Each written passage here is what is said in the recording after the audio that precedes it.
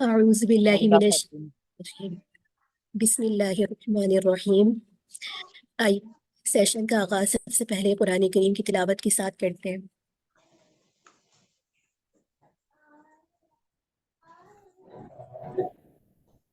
بسم الله الرحمن الرحيم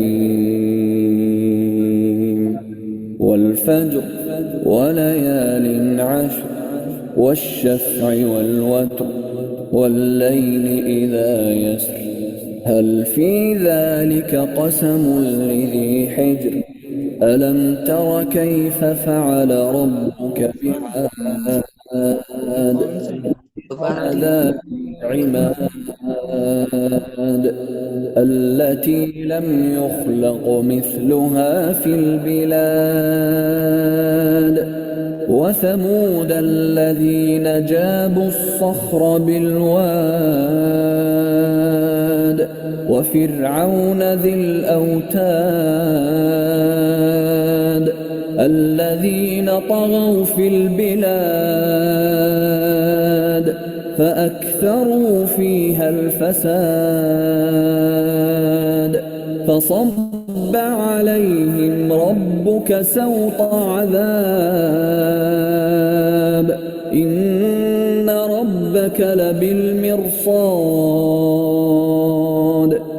فأما الإنسان إذا ما ابتلاه ربه فأكرمه ونعمه فيقول ربي أكرمن وأما إذا ما ابتلاه فقدر عليه رزقه فيقول ربي أهانن كلا بل لا تكرمون اليتيم ولا تحاضون على طعام المسكين وتأكلون التراث أكلا لما وتحبون المال حبا جما كلا إذا دكت الأرض دكا دكا وجاء ربك والملك صفا صفا وجيء يومئذ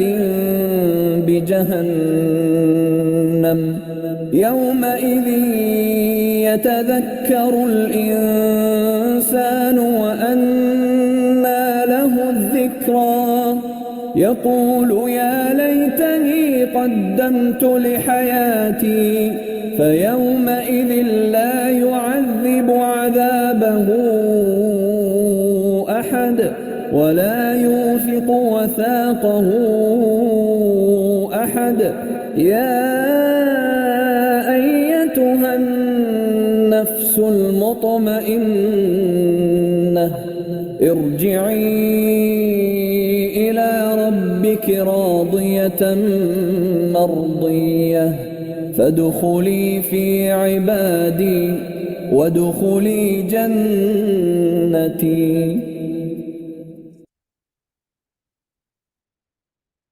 صدق اللہ العظیم۔ رب اشرح لی صدری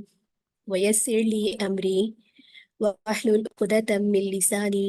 یفقہوا قولی رب زدنی علما رب زدنی علما رب زدنی علما آمین۔ السلام علیکم ورحمۃ اللہ وبرکاتہ۔ انشاءاللہ امید ہے کہ عزیز سامعات خیر و عافیت سے ہوں گی۔ آج ہمارا 16واں پارہ ہے، لیکن اس سے قبل ہم اپنے 15ویں پارے کا خلاصے ایک سمری دیکھ لیتے ہیں تاکہ اہم نکات کے ساتھ ہمارا جو ربط آیات ہے، ربط صورت ہے، وہ ہمیں سمجھ میں آ جائے۔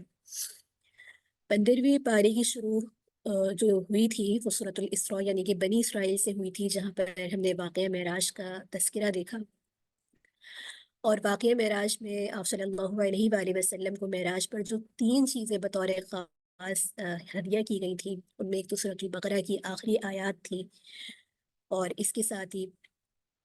یہ بات کہ جو شخص شرک نہ کرے، اگرچہ کبیرہ گناہ بھی کر لے تو ایک وقت آئے گا اللہ تعالیٰ اس کو معاف کر دیں گے۔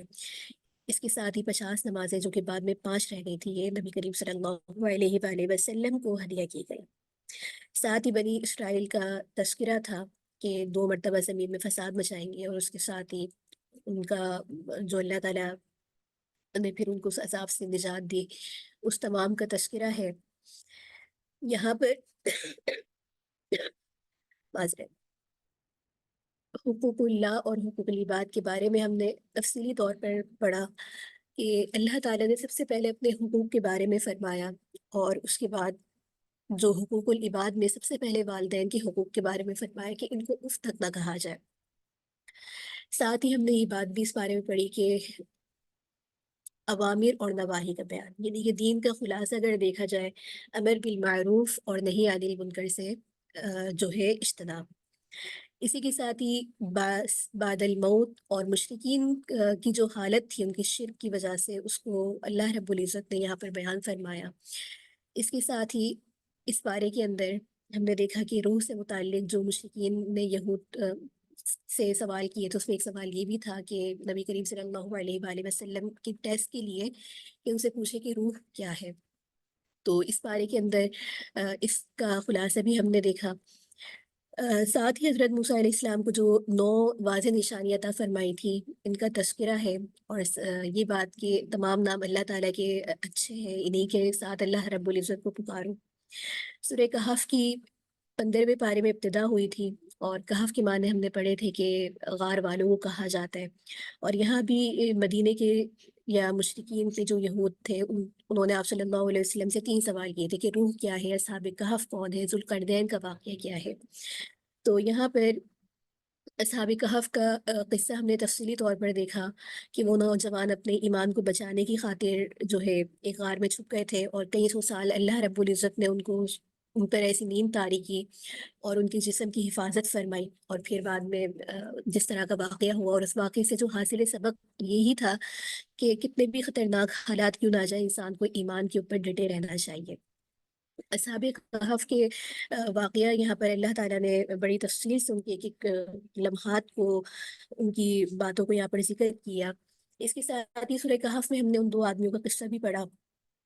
جن کو اللہ تعالیٰ نے بڑی مال و دولت عطا فرمائی تھی، اور ایک ان میں سے اپنا مال جو ہے اللہ کی راہ میں خرچ کرتا تھا، اور لیکن وہ غریب تھا، اور دوسرے کو بھی اللہ تعالیٰ نے بہت مال عطا فرمایا تھا۔ پہلا جو تھا بہت غرور اور تکبر کا شکار ہو گیا تھا، جبکہ دوسرا جو ہے اپنی دولت میں بالکل بھی تکبر نہیں کرتا تھا۔ تو اس غرور اور تکبر کی وجہ سے اللہ رب العزت نے اس کا تمام مال جو ہے، اس کی کھیتی، اس سے تمام نعمتوں کو چھین لیا۔ اس کے ساتھ ہی یہاں پر جو ہمیں ہدایت دی گئی ہے وہ یہ ہے کہ مال اولاد دنیا کی زیب و زینت ہے، یعنی کہ دنیا میں ایسا نہیں ہے کہ بس ان کے ساتھ ہی انسان نے دل لگانا ہے، یہ تمام چیزیں آپ کے لیے کل ہے، بلکہ دل لگانے کی بجائے انسان کو ان چیزوں کو اختیار کر کے اپنے اعمال کو نیک کرنا چاہیے۔ اس کے ساتھ ہی یہاں پر ہم نے ایک تیسرا واقعہ پڑھا تھا، حضرت موسیٰ اور حضرت خضر علیہ السلام کا واقعہ، جہاں پر ان کی ملاقات ہوئی، اور یہ تمام واقعے کا خلاصہ یہ ہے کہ ان سے سوال کیا گیا تھا کہ اس وقت کا سب سے بڑا عالم کون ہے۔ تو نبی جو حضرت موسیٰ علیہ السلام تھے اس وقت، انہوں نے کہا کہ میرے پاس زیادہ علم ہے۔ تو یہ بات چونکہ اللہ کو پسند نہیں آئی تھی، تو اس واقعے کے تناظر کے اندر پھر اللہ رب العزت نے انہیں حضرت خضر علیہ السلام سے ملاقات کے لیے بھیجا، اور وہاں پر یہ 3 طرح کے واقعات آئے۔ کشتی کا واقعہ تھا، اور ایک بچے کو قتل کرنے کا واقعہ تھا، اور یتیموں کی ایک دیوار تھی اس کو گرانے کا واقعہ تھا۔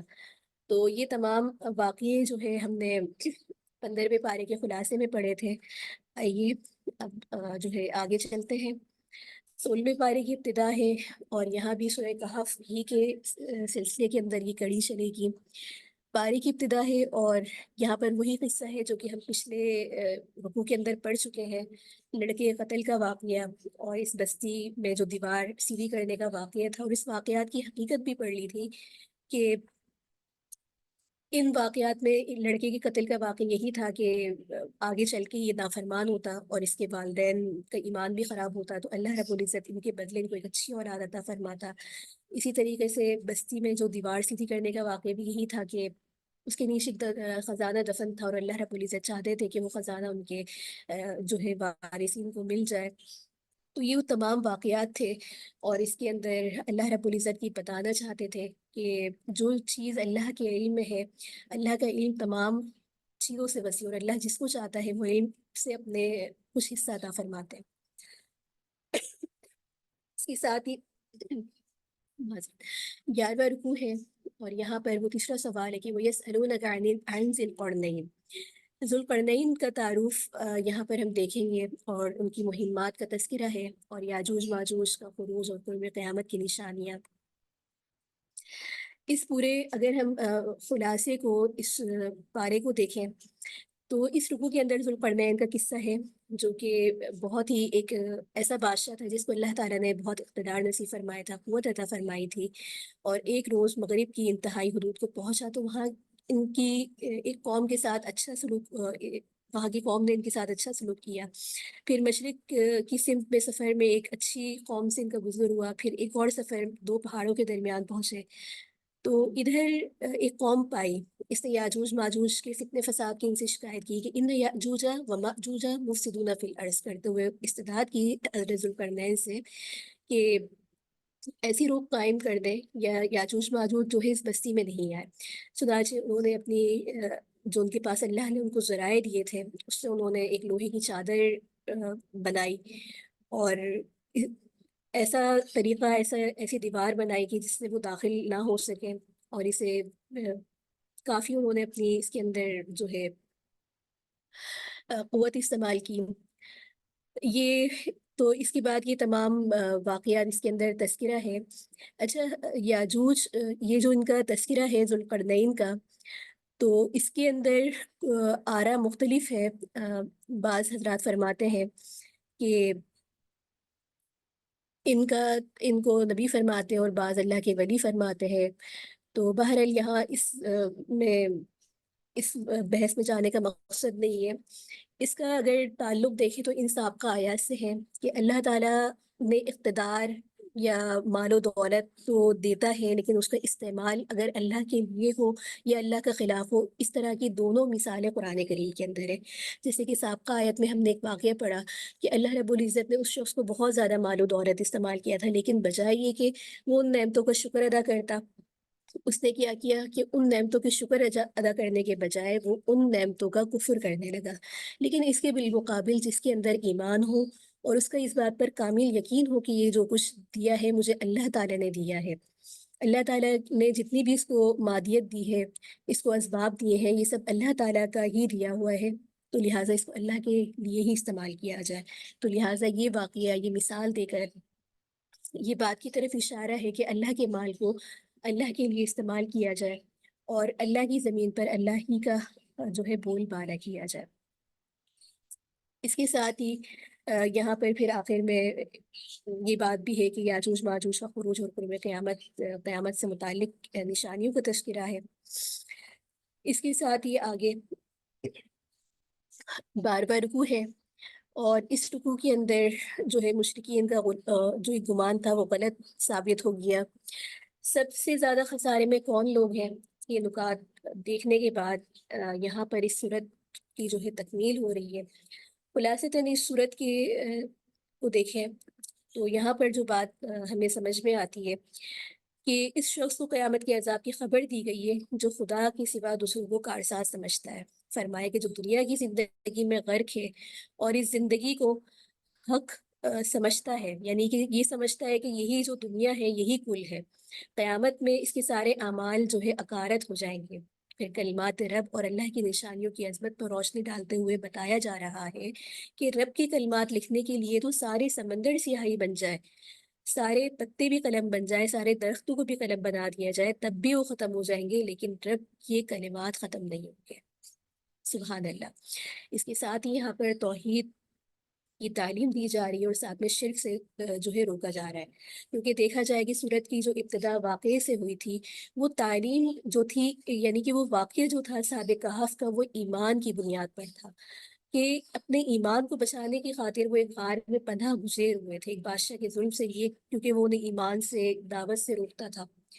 اس کے ساتھ ہی یہاں پر اس کے بالمقابل جو چیز انسان کے اعمال کو عکارت کرتی ہے وہ شرک ہے، تو لہٰذا جو چیز سے بچنے کی سب سے زیادہ ضرورت ہے، تو لہٰذا اللہ رب العزت ہمیں ان دونوں کام کرنے کی توفیق عطا فرمائے اور ہمارا عمل اس کے مطابق بنائے۔ اس کے ساتھ ہی آگے سورہ مریم،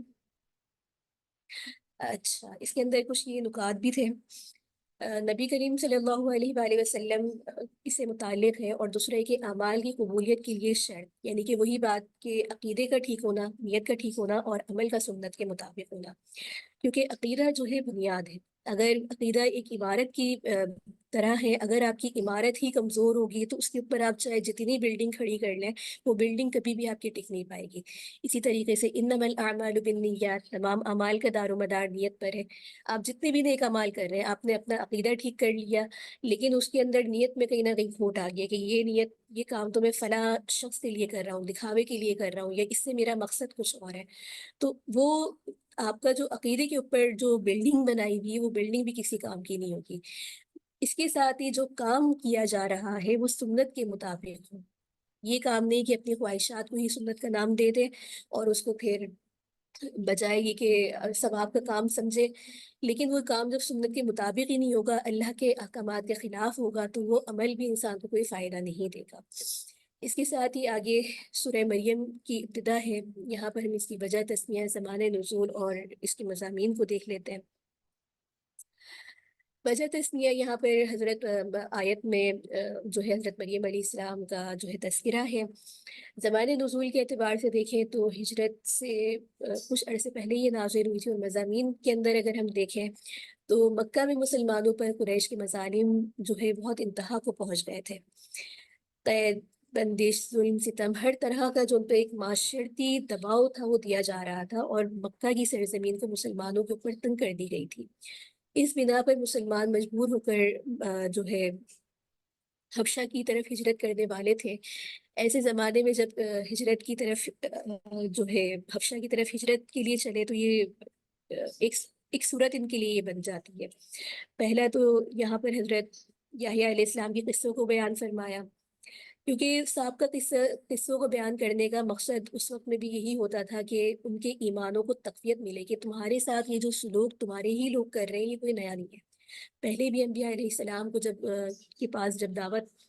کا ان کو حکم دیا جاتا تھا تو ان کی قوم کا یہی سلوک ہوتا تھا۔ تو اسی طرح یہاں بھی مسلمانوں کو یہ تعلیم دی جا رہی ہے کہ دین کے معاملے میں ذرہ برابر بھی جو ہے اپنی کمزوری کو نہ دکھاؤ، اور دوسری طرف یہاں پر یہ تعلیم بھی دی جا رہی ہے کہ تبلیغ دین کا جو فریضہ ہے اس کو ادا کرتے رہو، کیونکہ اس طرح کے حالات کا سامنا تو ہوتا رہے گا۔ اچھا، یہاں پر جو ہے حضرت ابراہیم علیہ السلام کا بھی قصہ ان کے مضامین میں ملے گا، کیونکہ دیکھا جائے تو ان کے پاس بھی ایسے حالات تھے کہ ان کے اپنے باپ نے اور خاندان نے، ان کے ملک والوں نے ان کے اوپر بڑے ظلم کیے، اور یہاں تک کہ تنگ آ کر یہ وطن سے نکل کھڑے ہوئے تھے۔ تو یہ بتانا مقصود ہے کہ آج ہجرت کرنے والے مسلمان حضرت ابراہیم علیہ السلام کی پوزیشن پر ہیں،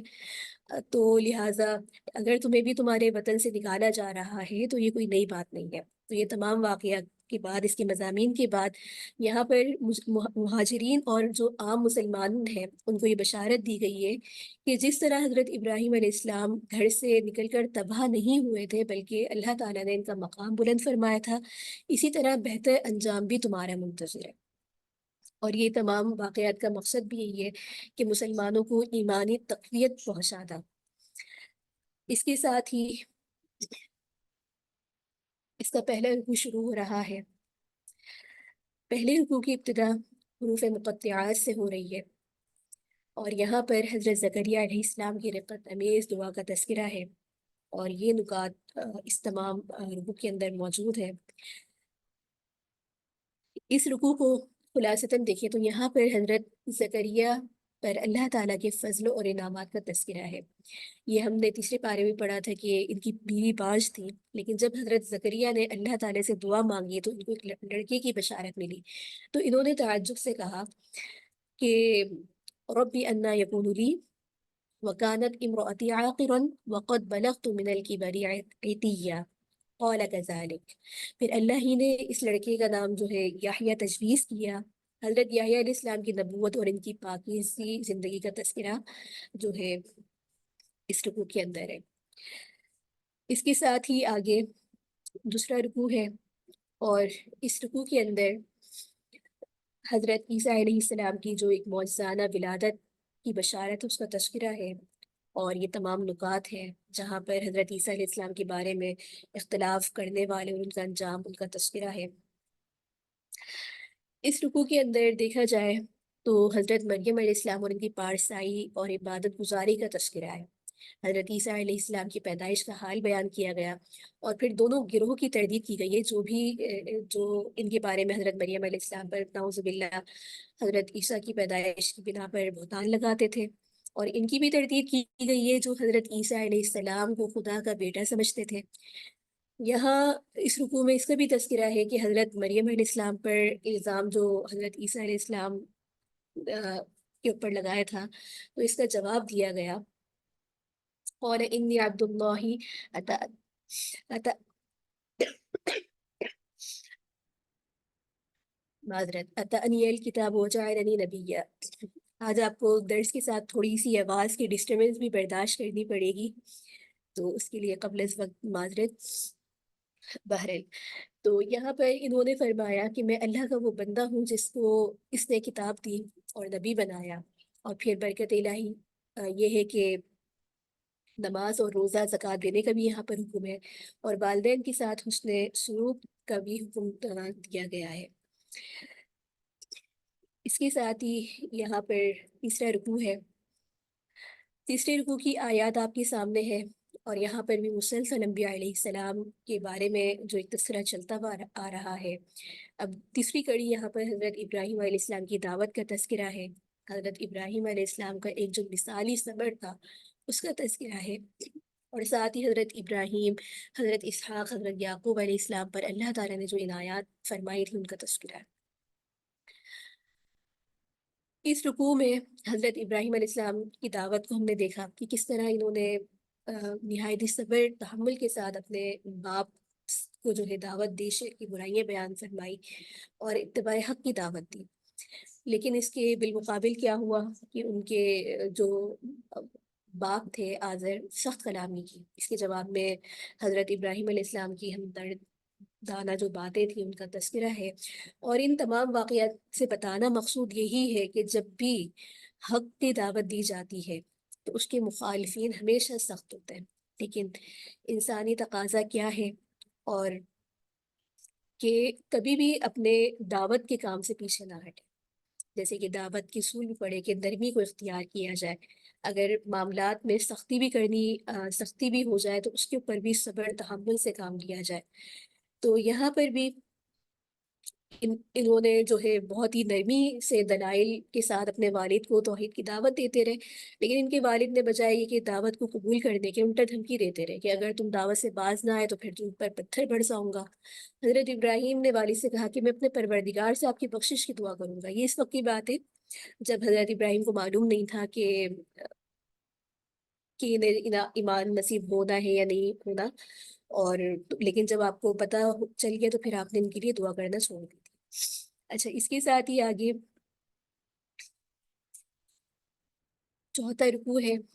اور اس رکوع کے اندر حضرت موسیٰ علیہ السلام، حضرت ہارون علیہ السلام کا تذکرہ ہے، اور ان پر اللہ تعالیٰ نے جو عنایات فرمائی اس کا تذکرہ ہے، اور ساتھ ہی حضرت ادریس علیہ السلام کا مقام میں خاص اللہ رب العزت نے اس رکوع کے اندر تذکرہ فرمایا، اور انبیاء علیہ السلام کے انعام یافتہ ہونے کا تذکرہ ہے۔ اس رکوع کے اندر اس کے اہم نکات تو آپ کے سامنے ہیں ہی، لیکن اگر اس رکوع کو اگر ہم خلاصتاً دیکھیں تو حضرت موسیٰ علیہ السلام، حضرت ہارون علیہ السلام، حضرت ادریس علیہ السلام اور حضرت نوح علیہ السلام کے کئی انبیاء کا یہاں پر ذکر ہے، اور بتایا یہ جا رہا ہے کہ سب کی دعوت یہی دعوت اسلام ہی رہی ہے، سب کا دین اسلام ہی رہا، یعنی اللہ پر ایمان اور قیامت پر ایمان اور عمل صالح کی ترغیب۔ کسی بھی انبیاء کی دعوت ان اصولوں کے، اس دعوت کے کہیں بھی ایسا نہیں تھا کہ ان میں اختلاف ہو۔ اس کے ساتھ ہی پھر اس رکوع میں انبیاء کی صفات بیان کی گئی ہے کہ ان کے سامنے رحمان کی آیتیں بیان کی جاتی ہیں تو وہ روتے ہوئے زمین پر گر پڑتے ہیں، اسی آیت پر سننے والوں پر سجدہ واجب ہو جاتا ہے تاکہ انبیاء کی صفت میں شریک ہو جائے۔ یہ مشرکین کا تذکرہ کرتے ہوئے یہاں پر فرمایا کہ انہیں اللہ کی بندگی اختیار کرنے کی دعوت دی گئی ہے اور اس پر خود جنت کا وعدہ کیا گیا ہے۔ تو جو متقین ہیں اللہ ان کا بھی ذکر فرما رہے ہیں، جو نالائق ہیں اللہ کی آیات کو دیکھتے ہوئے بھی اللہ پر ایمان نہیں لا رہے، ان کا بھی یہاں پر تذکرہ ہے۔ اچھا، یہاں پر حضرت ادریس علیہ السلام کے بارے کے اندر آ رہا ہے، ان کے بارے میں آتا ہے کہ آپ پہلے وہ شخص ہیں جنہوں نے قلم سے لکھنا شروع کیا، آپ سے پہلے وہ شخص جنہوں نے کپڑا سی کر لباس پہنا، آپ سے پہلے لوگ جانوروں کے جو ہے بتایا جاتا ہے کہ چمڑے کا لباس پہنتے تھے، آپ پہلے شخص ہیں جنہوں نے اسلحہ بنایا اور کفار سے جہاد کیا، اور آپ پہلے شخص ہیں جو حساب کتاب میں ماہر تھے۔ تو یہ انبیاء علیہ السلام میں سے بعض انبیاء علیہ السلام کی اسپیشلٹی آپ کہہ لیں یا ان کی خاصیت کہہ لیں۔ تو یہ حضرت ادریس علیہ السلام کے بارے میں کچھ تفاصیر کے اندر یہ بات مذکور ہے۔ اس کے ساتھ ہی یہاں پر آگے پانچواں رکوع شروع ہو رہا ہے، اور پانچویں رکوع کے اہم نکات کا احاطہ کرتے ہیں۔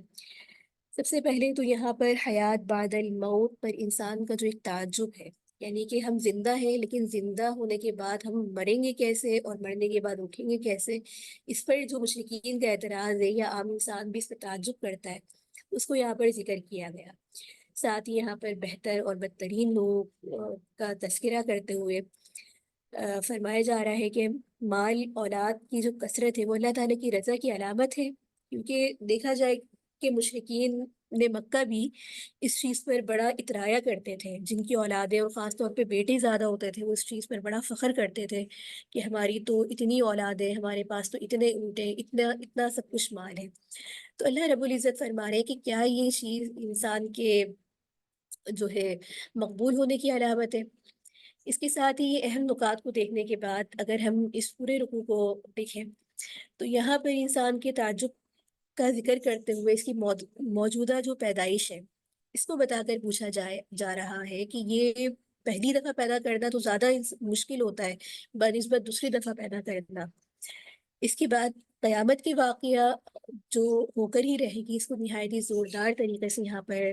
دلائل کے ساتھ ثابت کیا گیا، اور ساتھ ہی جو منکرین کا جو حشر ہوگا اس کا بیان ہے، اور کافروں کی دنیا پرستی کی وجہ سے ان کی دوبارہ یہاں پر مذمت کی گئی ہے۔ ان کی دنیا پرستی چاہے وہ مال کے حساب سے ہو یا اولاد کے اعتبار سے ہو، اپنی قوت پر ہو یا اپنے بڑے بڑے محلات کے حوالے سے ہو، تو یہ تمام کا جو رخ جاتا ہے وہ دنیا پرستی کے اوپر جاتا ہے، اور ان لوگوں کو یہاں پر اسی وجوہات کی بنا پر سخت طریقے سے دھمکی دی گئی ہے جو دنیا میں غرق ہو کر آخرت کو بھول بیٹھے،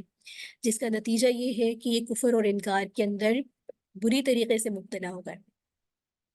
تو ان آیات میں بتانا یہی مقصود ہے کہ دنیا کو اپنے لیے صرف ایک جو ہے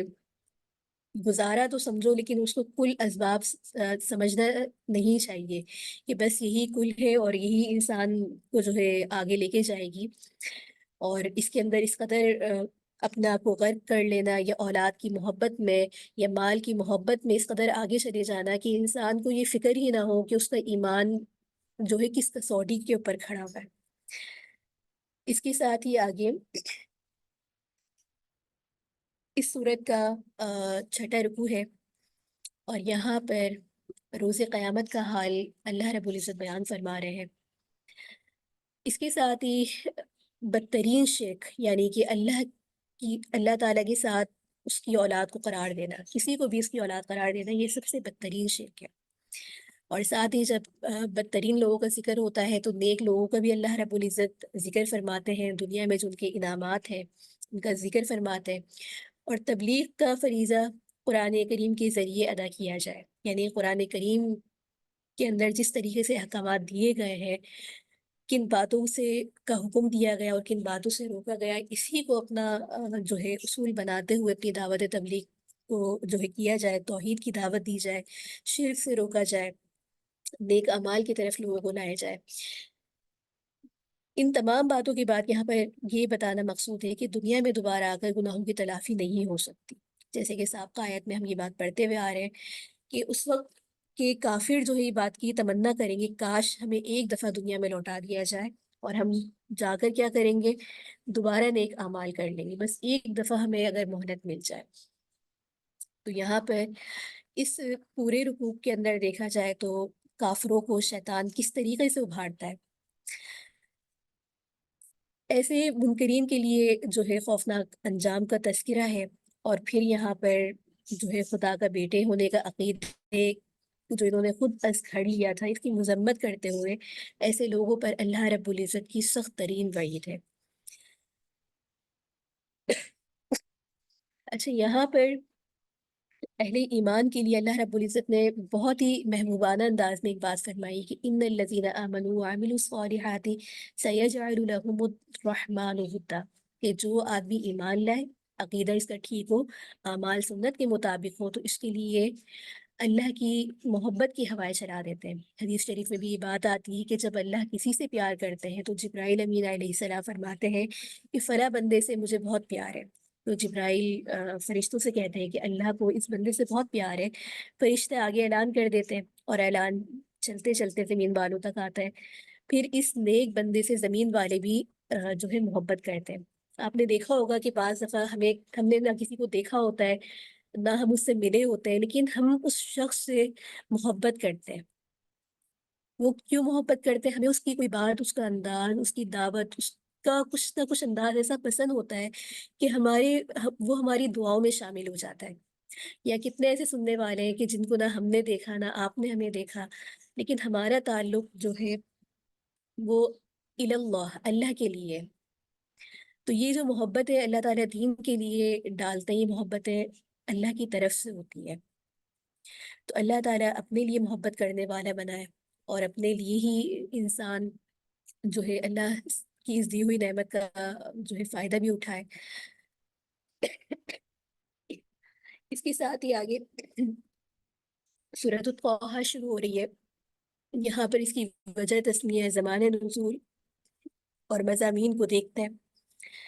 طٰہٰ کا جو ورڈ ہے، لفظ ہے، یہ حروف مقطعات میں سے ہے، اور یہ بات ہم نے پڑھی ہے کہ حروف مقطعات کے معنی اللہ رب العزت کے سوا کسی کو معلوم نہیں ہے۔ اور چونکہ سورت کی ابتدا طٰہٰ کے لفظ سے ہوئی ہے، تو اسی نسبت سے یہاں پر علامت کے طور پہ یہاں پر اس کا ذکر ہے۔ زمان نزول اس کا سورہ مریم سے قریب ہی ہے جو ابھی سورت ہم نے پڑھی، اور مضامین کے اعتبار سے دیکھیں تو عرب میں یہود کی تعداد بہت بڑی تھی، تو ان کی علمی اور ذہنی بلندی کی وجہ سے جو ہے ان کا ایک اثر تھا عربوں میں۔ عام طور پر حضرت اگر موسیٰ علیہ السلام کے بارے میں دیکھیں تو یہ لوگ خدا کا، حضرت عیسیٰ علیہ السلام، حضرت موسیٰ علیہ السلام کو خدا کا نبی سمجھا جاتا تھا۔ اس صورت کی بنا پر سب سے پہلے حضرت موسیٰ علیہ السلام کا یہاں پر قصے کا ذکر ہے، جس سے یہ بتانا مقصود ہے کہ اللہ جب کسی کو نبی بناتا ہے تو باضابطہ کوئی ایسا اعلان نہیں کیا جاتا۔ نبوت اسی طرح اچانک خاموشی کے ساتھ عطا کر دی جاتی ہے، جیسے کہ حضرت موسیٰ علیہ السلام کو عطا کی گئی تھی۔ تو اب اس پر اتنا تمہیں حیرانگی کیوں ہو رہی ہے کہ محمد صلی اللہ علیہ وآلہ وسلم یکایک تمہارے سامنے نبی بن کے ظاہر ہو گئے؟ نہ کوئی اعلان ہوا، نہ آسمان سے ہوائیں چلی، نہ زمین سے فرشتوں کا جو ہے کوئی لشکر آیا۔ تو کیا جس طرح کی تم لوگ جو ہے ایکسپیکٹیشن رکھ رہے ہو، کیا پہلے انبیاء کے تقرری پہ بھی کوئی ایسا عمل ہوتا تھا؟ اس کے ساتھ ہی اس کے مضامین میں اگر دیکھا جائے تو یہاں پر بتایا جا رہا ہے کہ جو دین آج رسول پیش کر رہے ہیں، یہی دین اللہ تعالیٰ نے حضرت موسیٰ علیہ السلام کو نبی بناتے ہوئے سکھایا تھا۔ یہ کوئی ایسی دعوت نہیں ہے جس کو قبول کرنا تمہارے لیے بہت زیادہ مشکل ہوگی۔ اس کے ساتھ ہی جو اعتراضات، شبہات تھے جو اہل مکہ کر رہے تھے، آج کل یہی سب کچھ فرعون اور اس کے لوگ بھی کر رہے تھے، حضرت موسیٰ علیہ السلام کے مقابل میں استعمال کر رہے تھے۔ تو ان تمام واقعات کو اس صورت کے اندر جو ہے بیان کیا گیا، اور ان تمام واقعات اور مضامین کے بعد آخر میں آپ صلی اللہ علیہ وآلہ وسلم اور مسلمانوں کو یہ بات سمجھائی جا رہی ہے کہ ان منکرین حق کے معاملے میں جلدی اور بے صبری نہ کریں۔ اللہ کی سنت یہ ہے کہ انکار اور کفر پر فوراً گرفت نہیں کرتے، مہلت دی جاتی ہے۔ اور مہلت سے جو بھی منکرین اگر فائدہ نہیں اٹھاتے تو ان کا انجام ان لوگوں سے مختلف نہیں ہوگا جو پہلے انکار کرتے رہے ہیں۔ ساتھ ہی یہاں پر اس کے مضامین میں تمام باتوں کے بعد انسان کو صبر کی تلقین کی جا رہی ہے، استقامت کی تلقین دی جا رہی ہے، اور اس سلسلے میں نماز پڑھنے کی تلقین کی جا رہی ہے، تاکہ اہل ایمان اپنے صبر، اپنے ایمان، اپنے تحمل، اپنی قناعت کو اللہ کی رضا کے ساتھ جوڑے رکھیں اور اپنی جد و جہد کے اندر ثابت قدم رہیں۔ اس کے ساتھ ہی اس صورت کا پہلا رکوع شروع ہوتا ہے۔ پہلے رکوع کی آیات آپ کے سامنے ہے، جو کہ حروف مقطعات سے ہی ہے۔ مضامین کے اعتبار سے دیکھیں تو نبی کریم صلی اللہ علیہ وآلہ وسلم سے اللہ رب العزت جو ہے اظہار شفقت فرماتے ہوئے قرآن کریم اللہ تعالیٰ عظمت باری بیان سے رہی ہے، اور ساتھ ہی حضرت موسیٰ علیہ السلام پر جو معجزات تھے، نبوت تھی، اس کو یہاں پر بتایا جا رہا ہے۔ اس رکوع میں دیکھا جائے تو آپ صلی اللہ علیہ وآلہ وسلم کو تسلی دی گئی ہے، اور ساتھ ہی بتایا جا رہا ہے کہ قرآن سے وہی لوگ فائدہ اٹھا سکتے ہیں جو دل میں اللہ کا خوف رکھتے ہیں۔ اگر اللہ کا خوف ہی نہیں ہوگا، اور اللہ کا خوف کیا چیز ہے کہ ہم نے جواب دہ ہونا ہے، ہمارا جو بھی عمل ہے ایک دن ہمیں اس کی جزا اور سزا ملے گی۔ جب یہ خوف انسان سے نکل جائے گا تو گویا کہ اس کا آخرت پہ ایمان ہی نہیں ہے، اس کو پتہ ہے کہ میں جو کچھ کر رہا ہوں یا دنیا میں میرا حساب کتاب بس یہیں تک ہے، تو آخرت سے وہ بے خوف و خطر ہو جاتا ہے۔ تو یہاں پر پھر اس کے ساتھ یہ بتایا جا رہا ہے کہ حضرت موسیٰ علیہ السلام کو نبوت دیے جانے کے واقعے کو بتایا کہ انہوں نے طور پر ایک آگ دیکھی، وہاں پہنچے اور آواز آئی کہ میں تمہارا رب ہوں، لہٰذا یہاں اپنے دونوں جو ہے جوتے اتارو۔ پھر اللہ تعالیٰ سے جو گفتگو ہوئی اس کا تفصیلی ذکر ہے، اور پھر اس ذکر کے بعد اللہ نے آپ کو فرعون تک پیغام توحید پہنچانے کا حکم دیا، اور صرف پیغام کے پہنچانے کا حکم نہیں دیا، بلکہ ساتھ ہی آپ کو دو نشانیاں، دو واضح معجزات عطا فرمائے، ایک تو لاٹھی کا اژدہا بن جانا اور ید بیضا۔ اس کے ساتھ ہی اس کے بعد جو ہے دوسرا رکوع ہے، اور دوسرے رکوع کے اندر آیات دیکھی جائے تو حضرت موسیٰ علیہ السلام کی ایمان افروز دعا اور اس کی قبولیت کے بارے میں ذکر ہے، اور حضرت موسیٰ علیہ السلام کی حیات کا دور، ان کی ولادت اور مدین کی طرف روانگی، اور ساتھ ہی فرعون کے سامنے دعوت حق جس طرح سے آپ نے دیا، اس پورے واقعے کو قرآن جو ہے تفصیلی طور پر بیان کر رہا ہے۔ تو دیکھا جائے تو اس رکوع میں حضرت موسیٰ علیہ السلام کی اللہ تعالیٰ سے اس درخواست کا اور اس کی مقبولیت کا ذکر ہے، جو کہ حضرت موسیٰ علیہ السلام نے کی تھی کہ میرے بھائی ہارون کو میرا مددگار بنا دیجیے۔ پھر حضرت کے بچپن کا تذکرہ کیا گیا کہ کس طرح انہوں نے فرعون کے، اللہ تعالیٰ نے ان کو فرعون کے پنجے سے بچایا، اور فرعون کے پاس ہی اللہ رب العزت نے ان کی پرورش کا انتظام فرمایا، اور کیا انتظام ایسا فرمایا کہ ان کی ماں کا ہی دودھ ان کو پلوایا، یعنی یہ سب اللہ تعالیٰ کی حکمت کا پورا ایک سلسلہ، پوری کڑی چلتی ہوئی آ رہی تھی۔ پھر یہاں پر پھر مختلف زبانیں آپ کے اوپر گزرے، پھر حضرت موسیٰ علیہ السلام پر جو اللہ تعالیٰ کے فضل و کرم ہوئے اس کا یہاں پر تذکرہ ہے، اس مکالمے میں جو اللہ اور حضرت موسیٰ علیہ السلام کے درمیان کوہ طور پر ہوا تھا۔ پھر حضرت موسیٰ علیہ السلام کا جو ہے فرعون کو پیغام پہنچانے کا بیان ہے، اور حضرت موسیٰ علیہ السلام اور فرعون کے درمیان جو گفتگو ہوئی تھی اس کا یہاں پر ایک جو ہے تفصیلی طور پر تذکرہ ہے۔ یہ تمام وہ واقعات ہیں جن کا ہم جو ہے اس سے پہلے بھی حضرت موسیٰ علیہ السلام کا ذکر چونکہ قرآن میں سب سے زیادہ آیا ہے، تو یہاں پر دیکھا جائے تو جب اللہ تعالیٰ نے حضرت موسیٰ علیہ السلام کو فرعون کی طرف دعوت دیے جانے کا حکم دیا، تو موسیٰ علیہ السلام نے اللہ سے چار چیزیں مانگی۔ ایک یہ کہ اللہ جو بات میں سمجھانا چاہتا ہوں میرے اوپر کھول دے تاکہ مجھے سمجھانے میں دقت نہ ہو۔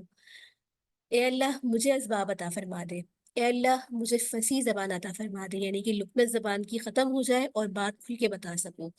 یا اللہ میرے خاندان میں سے میرے بھائی ہارون کو میرا معاون بنا دے، اس کے ذریعے میری کمر مضبوط فرما دے، اس کو میرے کام میں شامل فرما دے۔ یہ ساری دعائیں اللہ رب العزت نے قبول فرمائی، اور پھر یہاں پر اللہ تعالیٰ نے بطور احسان حضرت موسیٰ علیہ السلام کی واقعہ جو بچپن کا تھا اس کو ذکر کیا۔ تو یہ سب اللہ رب العزت کا ایک پورا یعنی کہ اس سلسلے کی کڑی تھی، اور وہ اسباب تھے کہ جو ایک انسانی سوچ سے بالکل ہی باہر نظر آ رہے تھے، لیکن اللہ نے ان ناممکنات کو بھی ممکن بنا دیا۔ اس کے ساتھ ہی آگے جو ہے تیسرا رکوع ہے، اور تیسرے رکوع کے اندر دیکھا جائے تو یہاں پر معجزات کا مقابلہ جادو سے کرنے کی ناپاک جو کوشش تھی، یعنی کہ یہ بات ہم نے پڑھی تھی کہ نبیوں کو تو جو معجزات عطا فرمائے ہوتے ہیں وہ اللہ کی طرف سے حق ہوتے ہیں، لیکن فرعون نے جو استعمال حربے کیے تھے وہ جادو تھا، اور ان واقعات کو ہم نے پہلے بھی پڑھا، اور وہ جادو ایسا تھا کہ جب جادوگروں نے حضرت موسیٰ علیہ السلام کے معجزے کو دیکھا تو وہ بھی اس بات سے انکار نہیں کر سکے کہ یہ کوئی جادو نہیں ہے بلکہ یہ معجزہ ہی ہے۔ اس کے ساتھ ہی اگر اس رکوع میں دیکھا جائے تو حضرت موسیٰ علیہ السلام کی جو دعوت تبلیغ ہے اور اس کے مقابلے میں جو فرعون کی حیل و حجت ہے اس کا تذکرہ ہے، اور یہاں تک کہ وہ اپنے جادوگروں کو لے کر آیا، اور اس پہ جب حقیقت بھی آشکار ہو گئی لیکن اس کے باوجود ایمان لے کر نہیں آ رہا ہے۔ اس کی وجہ یہ تھی کہ غرور، تکبر، یا اس بات پہ کہ اگر میں ایمان لے کر آ گیا تو یہ پوری سلطنت، یہ قوم جو آج میرے تابع ہے، یہ تو حضرت موسیٰ علیہ السلام کو سچ مانیں گی اور مجھے جھوٹا۔ تو بہرحال دل سخت ہو جانے کی وجہ سے اور توفیق اللہ چھن جانے کی وجہ سے بھی ایمان لے کر نہیں آیا،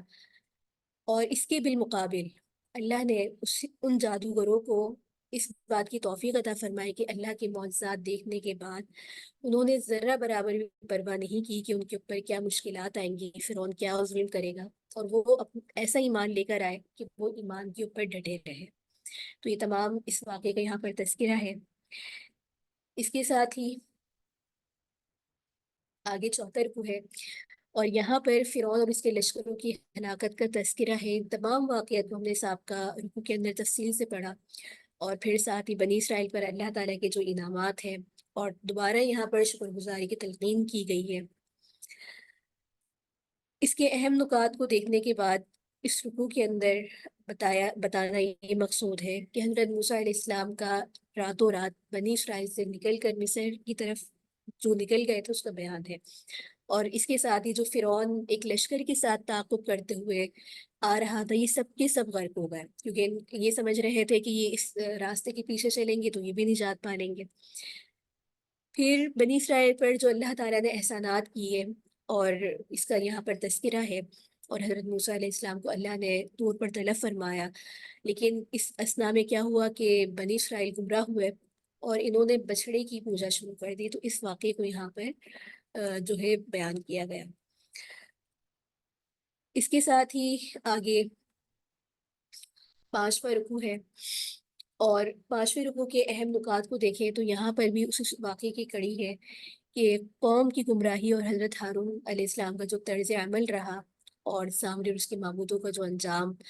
اور قرآن کریم میں بیان شدہ قصوں کی جو حکمت ہے، اللہ رب العزت اس کو اثر نو یہاں پر دوبارہ بیان فرما رہے ہیں۔ اس رکوع کے اندر دیکھا جائے تو یہ وہی سلسلہ ہے جو بنی اسرائیل نے جب بچھڑے کی عبادت انہوں نے شروع کر دی تھی، تو حضرت ہارون علیہ السلام نے انہیں بہت سمجھایا، لیکن وہ اتنے ہٹ دھرم ہو گئے تھے کہ وہ نہیں مانے، اور جواب دیا کہ طور سے موسیٰ کی واپسی تک ہم اسی کی پوجا کریں گے۔ یہاں تک کہ جب حضرت موسیٰ علیہ السلام طور سے واپس آئے اور یہ صورتحال دیکھی تو سخت غصہ ہوئے، اور اس سلسلے میں سامری سے باس پرس کی کہ اپنے معبود کا حال دیکھنا، کس طرح ہم اسے جلا کر بھسم کرتے ہیں اور اس کے ذریعے جو ہے دریا کے اندر بہاتے ہیں۔ تو یہ تمام واقعہ ہوا، اور اس کے ساتھ اللہ رب العزت نے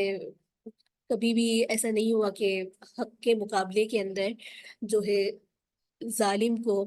باطل کو جو ہے کبھی بھی اس کو کامیابی آئی ہو۔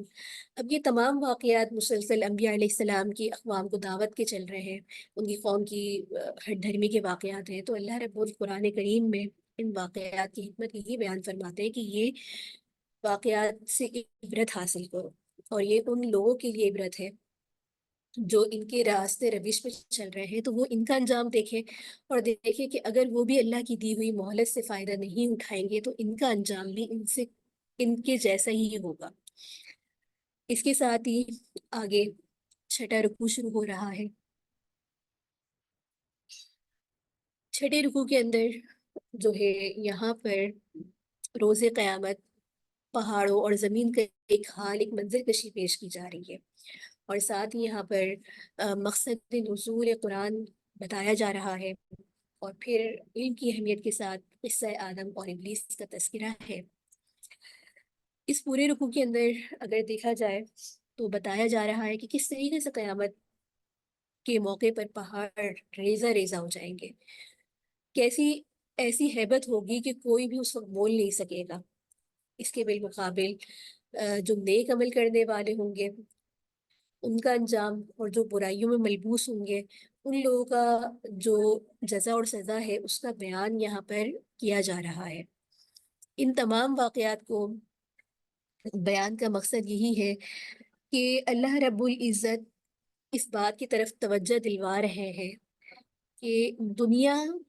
جو ہے ایسی چیز نہیں ہے کہ اس کے اندر انسان بالکل جو ہے غرق ہو جائے، یا جن چیزوں کے اوپر، جن دنیا کی چیزوں کے اوپر اس وہ کل تکیہ کر کے بیٹھا ہوا ہے، یہ کوئی ایسی چیزیں نہیں ہیں جو اس کو بچا لیں گی۔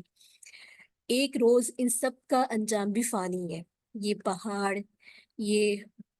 زمین کی جتنی بھی چیزیں جن کو انسان اپنی طاقت اور اپنی چیزیں سمجھتا ہے، یہ کوئی ایسی چیز نہیں ہے، جب اللہ کا حکم آئے گا تو ان میں سے کوئی بھی چیز باقی نہیں رہے گی۔ اس کے ساتھ یہ مقصد نزول واضح ہے کہ اس سے ہدایت حاصل کی جائے، اپنے لیے وہ راستہ متعین کیا جائے جو کہ اللہ نے بیان فرمایا۔ اس کے ساتھ ہی قرآنی قصص کی نزول کی حکمت اور قرآن سے اعراض کرنے والوں کو قیامت کے دن جس سزا کا سامنا کرنا پڑے گا اس کا ذکر ہے، اور پھر یہاں پر قیامت کی ہولناکیوں کا ذکر کرتے ہوئے ان احوال کو بیان کیا گیا، اور بتانے کا مقصد یہ ہے کہ چونکہ بھول چوک جو ہے انسان کی فطرت ہے، تو لہٰذا پہلے حضرت آدم علیہ السلام کے جو قصہ ہے اس کو ذکر کیا گیا کہ انہوں نے بھی کس طریقے سے شیطان نے ان کو بہکایا، اور پھر وہ اللہ کی حکمت سے کس طریقے سے جنت سے دنیا میں آ گئے۔ ابلیس کا ان کے ساتھ جو معاملہ تھا اور اس نے اپنی شروع سے اب تک لے کر جو دشمنی کو ظاہر کیا گیا، مقصد بتانے کا یہ ہے کہ شیطان تمہارا کھلا دشمن ہے، وہ ہر حربے سے تمہارے اوپر حملہ کرے گا۔ لہذا جو لوگ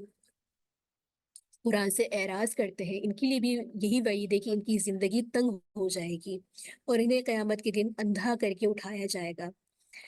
تو یہ ہے ان لوگوں کا انجام جو قرآن سے اعراض کرتے ہیں، قرآن کی دعوت کو قبول نہیں کرتے، اور اس کے بالمقابل جو ہے اپنی نفسیاتی جو ہے خواہشات کو جو ہے ترجیح دیتے ہیں۔ اس کے ساتھ ہی آگے 7واں رکوع ہے، اور اس رکوع کے اندر دوبارہ قصہ آدم اور ابلیس کا تذکرہ ہے،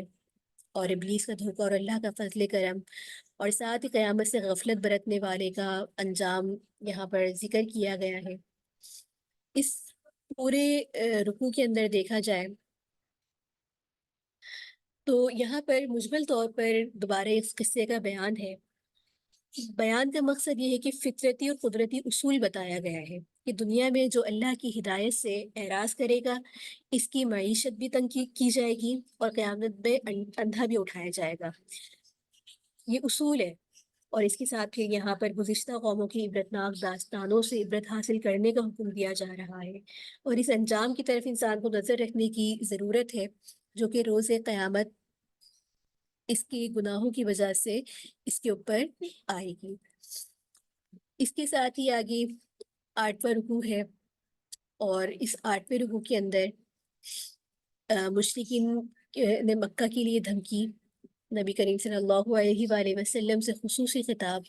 اور ساتھ ہی آپ صلی اللہ علیہ وآلہ وسلم کا اصل معجزہ قرآن کریم ہے۔ اس رکوع کے اندر دیکھا جائے تو نبی کریم صلی اللہ علیہ وآلہ وسلم کو اور آپ کے توسط سے امت مسلمہ کو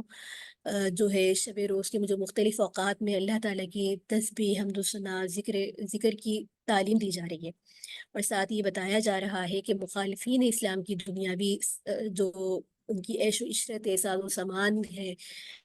اس کی طرف آنکھ اٹھا کر بھی نہیں دیکھنی چاہیے، کیونکہ یہ وہ چیزیں ہیں جو کل نہیں ہے۔ یہ سب چند روزہ زندگی ہے، اور اس کو صرف دنیا میں ایک مقصد کے لیے ہی انسان استعمال کرتا ہے۔ اس کے ساتھ ہی یہ سب چیزیں چند روزہ حیثیت رکھتی ہیں، اور جہاں اس کو آزمایا جا رہا ہے پھر کو اور اہل عیال کو نماز کی پابندی کرنے کا حکم دیا جا رہا ہے۔ یہاں پر یہ نقطہ بہت ہی خوبصورت ہے کہ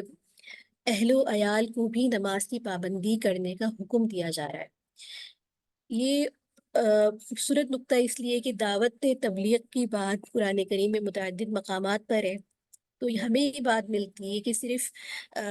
کام یہ نہیں ہے کہ انسان خود نیک بنے، خود ہی سارے اعمال کر لے، جہاں یا پھر صرف دوسروں کو تعلیم دیتا رہے۔ سب سے پہلے انسان کو اپنے اہل و عیال کی بھی تعلیم اور تربیت کی فکر کرنی چاہیے۔ جیسے کہ انبیاء علیہ السلام کے واقعات سے بھی اگر ہم یہ بات دیکھیں تو انبیاء علیہ السلام بھی اپنی دعوت اور تبلیغ کے ساتھ اپنے اہل و عیال کو بھی خاص طور پہ اس بات کا حکم دیا کرتے تھے، اور یہاں پر خاص طور پہ نماز کے بارے میں اپنی اولاد کو نماز کا حکم دو، اپنی خواتین کو جو ہے نا فلاں فلاں سورت سکھاؤ، اس طرح کی متعدد احادیث ہمیں جو ہے ملتی ہیں۔ تو اس بات سے اس بات کی طرف اشارہ ہے کہ انسان اپنی جو ہے تعلیم کی طرف بھی لگا رہے، اور ساتھ ہی ساتھ اپنی جو اہل و عیال ہیں ان سے بھی غافل نہ ہو۔ دیکھا جائے تو اس آیت میں آپ صلی اللہ علیہ وآلہ وسلم کو ارشاد کیا جا رہا ہے کہ آپ اپنے اہل کو بھی نماز کا حکم دیجیے اور خود بھی اس پہ جمے رہیں۔ تو دیکھا جائے تو بظاہر دو الگ الگ حکم ہے کہ ایک اہل و عیال کو نماز کی تاکید، دوسرا خود اس کی پابندی۔ لیکن اگر غور کیا جائے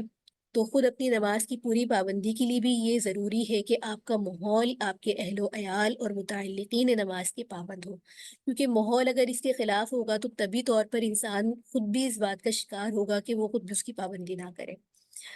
اور لفظ اہل کے اندر بیوی، اولاد اور متعلقین سبھی داخل ہوتے ہیں، جن سے انسان کا ماحول اور اس کا معاشرہ بنتا ہے۔ ایک حدیث کے اندر آتا ہے کہ رسول اللہ صلی اللہ علیہ وآلہ وسلم پر جب یہ آیت نازل ہوئی تو آپ روزانہ صبح کی نماز کے وقت حضرت علی اور حضرت فاطمہ رضی اللہ تعالی عنہا کے مکان پر جا کر آواز دیتے کہ الصلاۃ الصلاۃ۔ تو یہاں پر یہ بات کی ہمیں خود بھی سمجھنے کی ضرورت ہے، اور اپنی اولادوں کی تربیت بھی اسی نہج پہ کرنے کی ضرورت ہے کہ اللہ رب العزت جو ہے ان کو اور ہمیں نماز کا پابند بنائے۔ اور اس بارے میں اولاد کی تربیت شروع سے ہی اس انداز میں کرنی چاہیے کہ انہیں یہ کوئی ایسا کام نہ لگے جو بہت ہی کوئی ایکسٹرا ہے، بلکہ ایسا روٹین کا کام لگے، جس طرح ہم کھانا کھا رہے ہیں، ہم مدرسے جا رہے ہیں، ہم اسکول جا رہے ہیں، تو وہ چیزیں ہماری ایک روٹین کا حصہ ہوتی ہے۔ تو نماز بھی آپ اپنے بچوں کے اندر اتنے پیار سے ان کی تربیت کریں کہ وہ دنیا کے کسی بھی کونے کے اندر ہو، کسی بھی کام میں مشغول ہو، لیکن انہیں پتہ ہو کہ جب الصلاۃ کے لفظ، اذان کی کال آ گئی تو بس اس وقت ہم نے نماز پڑھنی ہے۔ تو اللہ رب العزت سے دعا ہے کہ اللہ رب العزت ہمیں اور ہماری اولادوں کو نماز پڑھنے والا بنائے اور دین کو صحیح سمجھنے والا بنائے۔ وآخر دعوانا ان الحمد للہ رب العالمین۔ اس کے ساتھ ہی یہاں پر اگر آپ کا کوئی سوال ہے تو آپ ضرور کر سکتے